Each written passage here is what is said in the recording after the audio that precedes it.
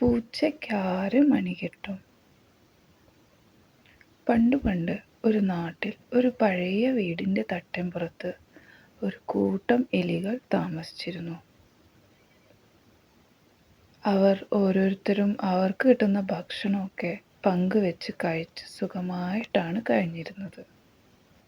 അങ്ങനെയിരിക്കെ ദൂരെ നിന്ന് എവിടുന്നോ ഒരു പൂച്ച ആ വീട്ടിലെത്തി.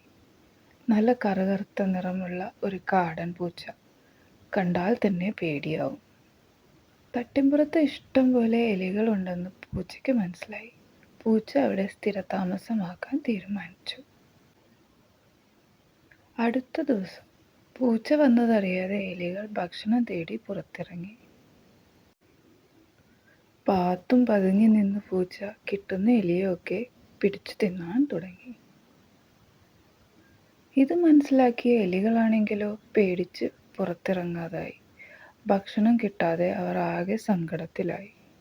വിശപ്പ് സഹിക്കാതെ വന്നപ്പോൾ കാടൻ പൂച്ചയുടെ കാര്യത്തിൽ എന്തെങ്കിലും ഒരു തീരുമാനം ഉണ്ടാക്കണമെന്ന് എല്ലാവരും കൂടി തീരുമാനിച്ചു. അങ്ങനെ അവർ അപ്പൂപ്പൻ എലിയോട് സങ്കടം വന്നു പറഞ്ഞു. അപ്പൂപ്പനാണ് അവരുടെ എല്ലാ പ്രശ്നങ്ങളും പരിഹരിച്ചിരുന്നത്. അപ്പൂപ്പ, ഈ കാടൻ പൂച്ച കാരണം പുറത്തിറങ്ങാൻ പറ്റുന്നില്ല. ഞങ്ങളെല്ലാം സമാധാനമായി ഭക്ഷണം കഴിച്ചിട്ട് തന്നെ ഒരുപാട് ദിവസമായി. ഇതിനെന്തെങ്കിലും ഒരു പരിഹാരം ഉണ്ടാക്കണം. രാവിലെ എന്നോ രാത്രി എന്നോ ഇല്ലാതെ ആ പൂച്ച നടക്കുന്നത്. പതുങ്ങി പതുങ്ങി നടക്കുന്നത് കൊണ്ട് ഓടി രക്ഷപ്പെടാൻ പോലും ഞങ്ങൾക്ക് സമയം കിട്ടുന്നില്ല, മറ്റൊരെലി പറഞ്ഞു.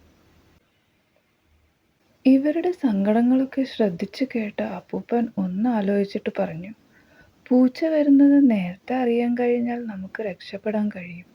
അപ്പോൾ അതിനെന്തെങ്കിലും വഴിയുണ്ടോ എന്ന് ആലോചിക്കാം.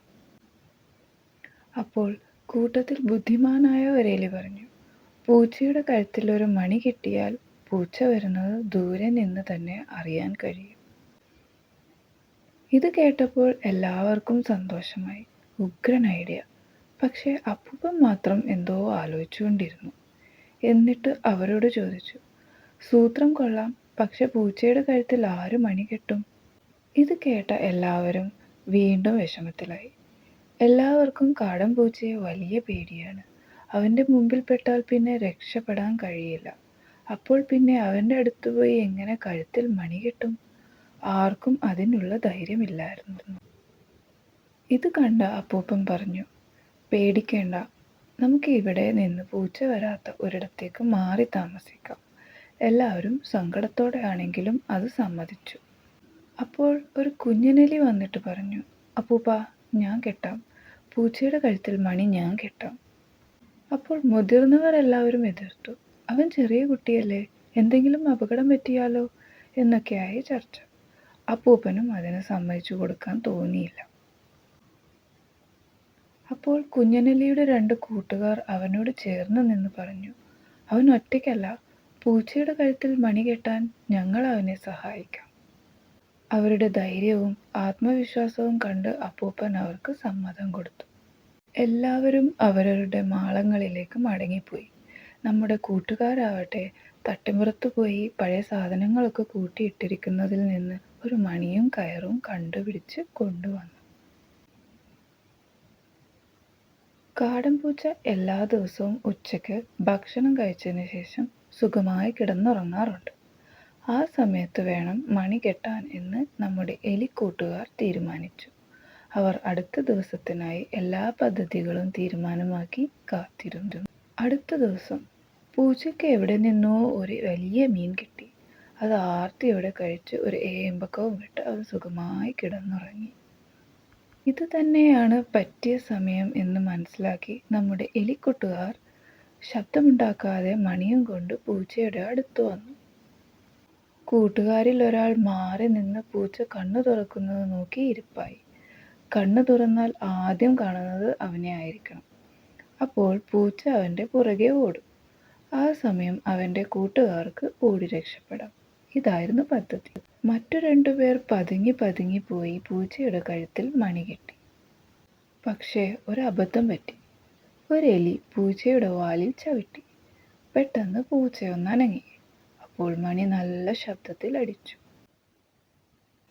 ഇത് കേട്ട് പൂച്ച കണ്ണു തുറന്നു നോക്കുമ്പോഴുണ്ട് ദൂരെ ഒരു എലിക്കുഞ്ഞ് ഇരിക്കുന്നു. അവൻ എണീറ്റ് എലിക്കുഞ്ഞിൻ്റെ പുറകെ ഓടി. അപ്പോൾ കഴുത്തിൽ കെട്ടിയ മണി നിം നിം എന്നടിച്ചുകൊണ്ടേയിരുന്നു. മണിയുടെ ശബ്ദം കേട്ട പൂച്ചയ്ക്ക് ആകെ സംശയമായി. പൂച്ച ഓട്ടം നിർത്തി കഴുത്തിലെ മണി ശ്രദ്ധിച്ചു. അത് അഴിച്ചെടുക്കാനാവുന്ന പോലെ ശ്രമിച്ചു. അതിന് കഴിഞ്ഞില്ല. പൂച്ചയ്ക്ക് അവനൊരു കുടുക്കിലകപ്പെട്ടു എന്ന് മനസ്സിലായി. ഇവിടെ നിന്ന് ഒരു എലിയെ പോലും പിടിച്ചു തിന്നാൻ കഴിയില്ല എന്ന് മനസ്സിലായ പൂച്ച അവിടെ നിന്ന് ദൂരെ എവിടേക്കോ ഓടിപ്പോയി. പിന്നെ മണി കെട്ടിയ ആ പൂച്ചയെ അവിടെ ആരും കണ്ടിട്ടില്ല. എലികൾക്കെല്ലാം വളരെ സന്തോഷമായി. ഇനി അവർക്ക് സമാധാനം പോലെ പുറത്തിറങ്ങി നടക്കാമല്ലോ. മണി കെട്ടിയ എലിക്കൂട്ടുകാരെ മറ്റുള്ള എലികളെല്ലാം അഭിനന്ദിച്ചു.